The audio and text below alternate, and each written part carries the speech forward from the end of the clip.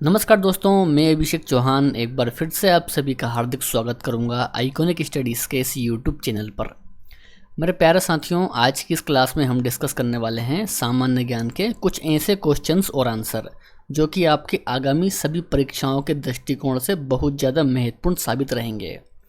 मेरे प्यारे साथियों, आप किसी भी परीक्षा की तैयारी कर रहे हों, railway, SSC, UP police, bank, RPF या फिर कोई भी गवर्नमेंट एग्ज़ाम हो, तो ये सभी क्वेश्चंस आप लोगों के एग्ज़ाम के लेवल के रहने वाले हैं। दोस्तों, आज का वीडियो बहुत ही शानदार रहेगा, तो मेरी आपसे रिक्वेस्ट है कि इस वीडियो को आप लोग पूरा कंप्लीट ज़रूर देखिए। तो शुरुआत कर लेंगे दोस्तों आज के हमारे पहले और बेहद ही शानदार क्वेश्चन के साथ में। दोस्तों, आज का पहला क्वेश्चन आप सभी की स्क्रीन पर। एक्सिस बैंक का पुराना नाम क्या था? बहुत ही बढ़िया क्वेश्चन दोस्तों। इस क्वेश्चन का सही आंसर रहेगा यूटीआई बैंक।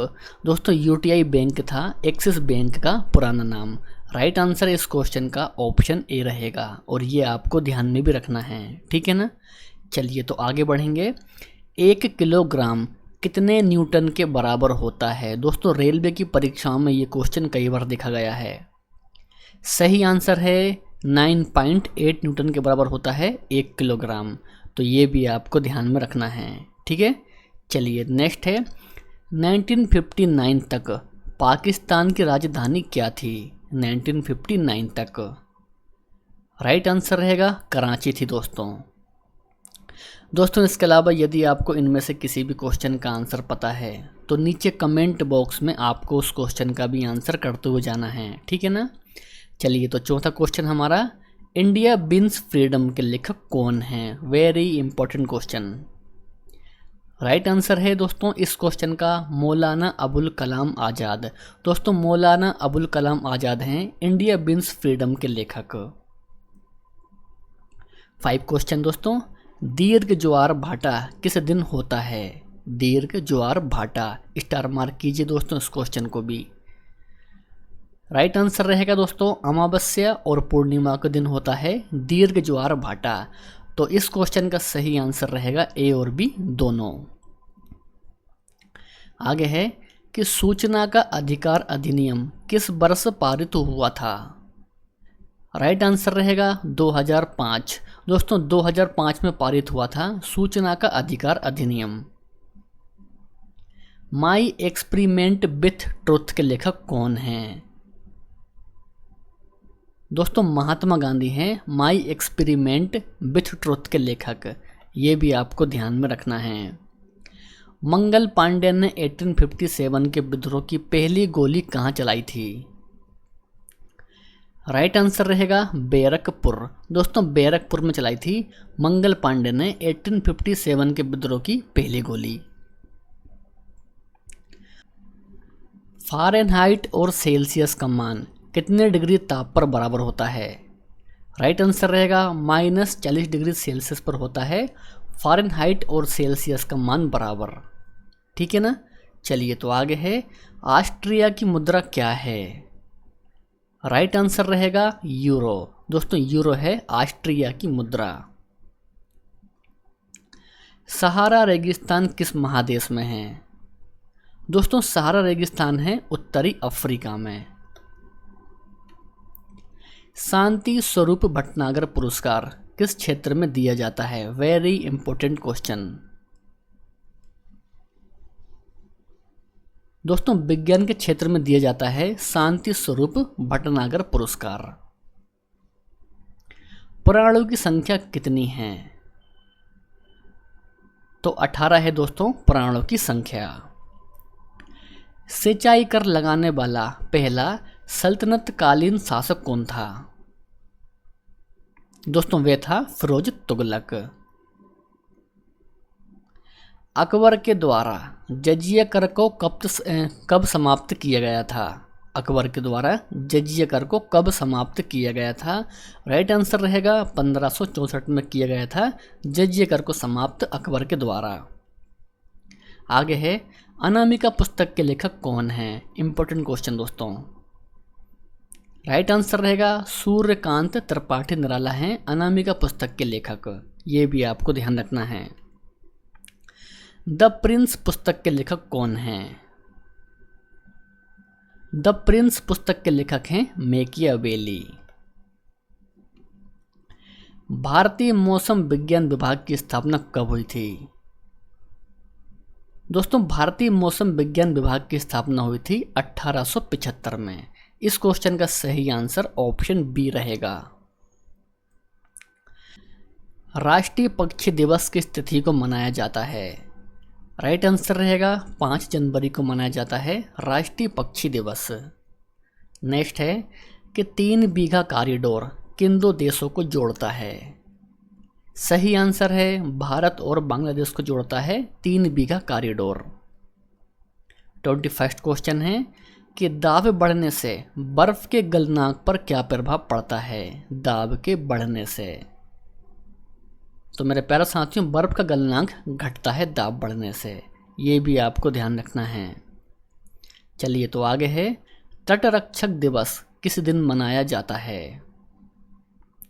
तो मेरे प्यारे साथियों 1 फरवरी को मनाया जाता है तटरक्षक दिवस, ये भी आपको ध्यान रखना है। इस क्वेश्चन का सही उत्तर ऑप्शन नंबर बी हो जाएगा।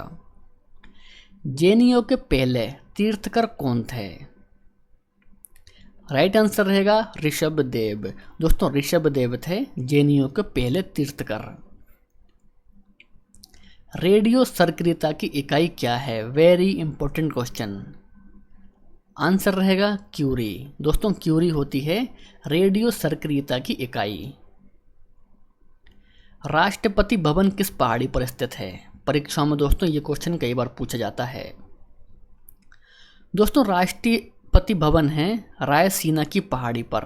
इस क्वेश्चन का सही आंसर ऑप्शन नंबर ए रहेगा, रायसीना की पहाड़ी पर है राष्ट्रपति भवन। न्यू वांडर्स स्टेडियम किस देश में स्थित है? दक्षिण अफ्रीका में है न्यू वांडर्स स्टेडियम।